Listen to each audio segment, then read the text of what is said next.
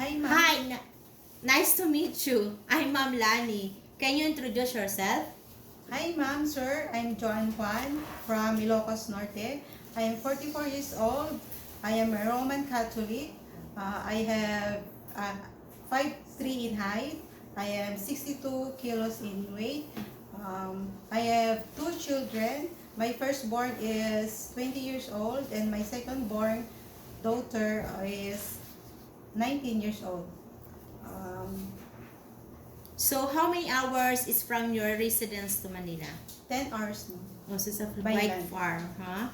Yes. So, why do you want to look for a job in Hong Kong?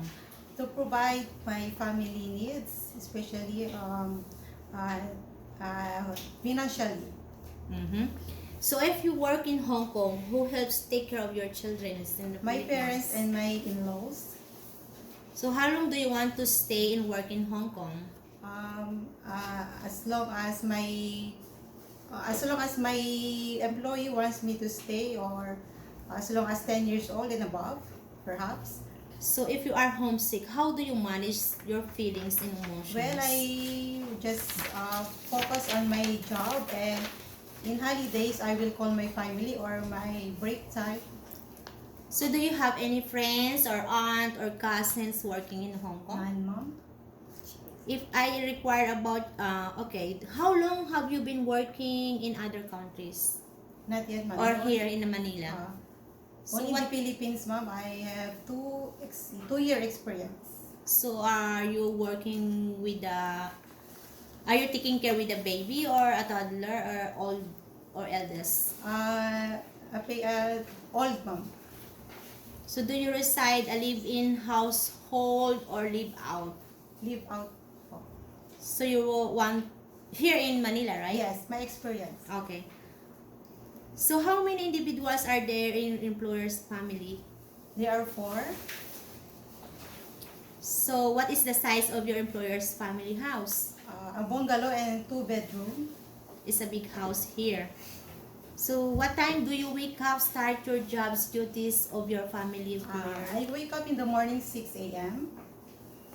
and do my household chores and taking care of my patient or my ano. So, do you cook there? Yes, I love po. I What? love cooking. Yeah. So, what do you stop for your job duties and a night, and what time do you rest? Until my I work until my all my work's done, and until my employer is done, and I will ask my employer if I finish my job or my works, and You can take a rest. ask to take a rest. Okay, so I would like to ask you some questions about common sense, okay?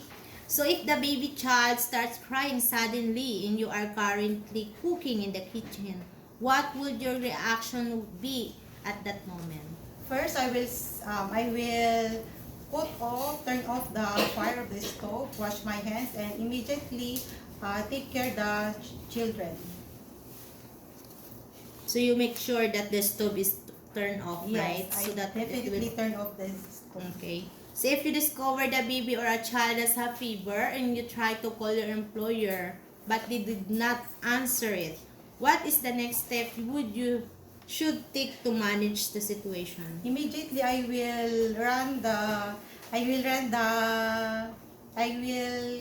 bring the child to the nearest clinic or hospital and keep informing or calling my employer about the situation. Okay, that she will give them the inform that the children is sick, right? Yes, yes. So, would you take a baby or a child to outdoor activities? What things would you prepare?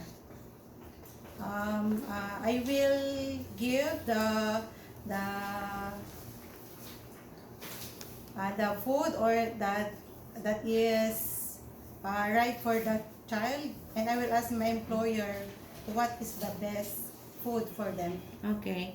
Could you learn Cantonese by yourself from a website in the future? Yes, by the help of the YouTube teachings, I will learn. So, do you tell me earlier that do you love cooking? So, do you know how to cook Chinese food?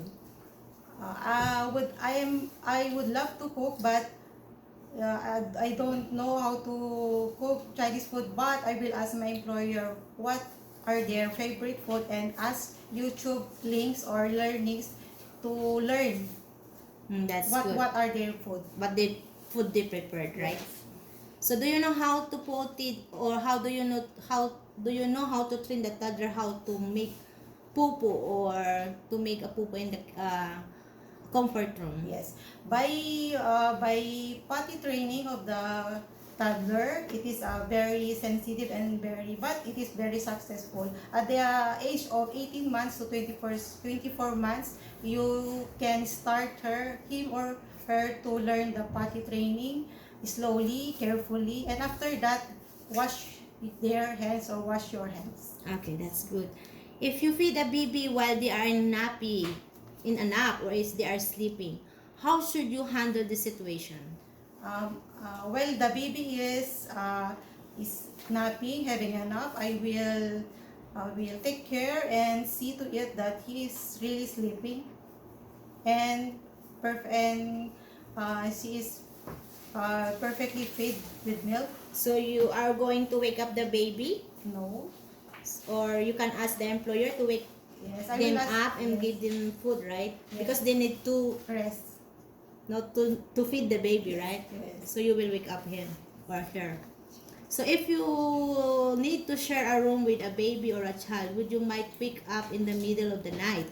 Yes. Is that okay with you? Yes, it's all right for me because the baby is the feeding time is between 2 to 3 hours, so you should uh, be with the baby. Okay, so you would like to share a room with the baby, because you know in Hong Kong there is small space only. Yes. Some of the employers, they don't have a big house. Yes. And you have to share a room with the baby, so it's okay for you, right? Yes.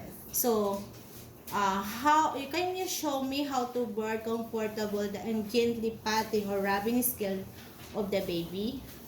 In burping the baby, after you feed the baby with the milk, gently carry the baby and before that, wash your hands and use alcohol.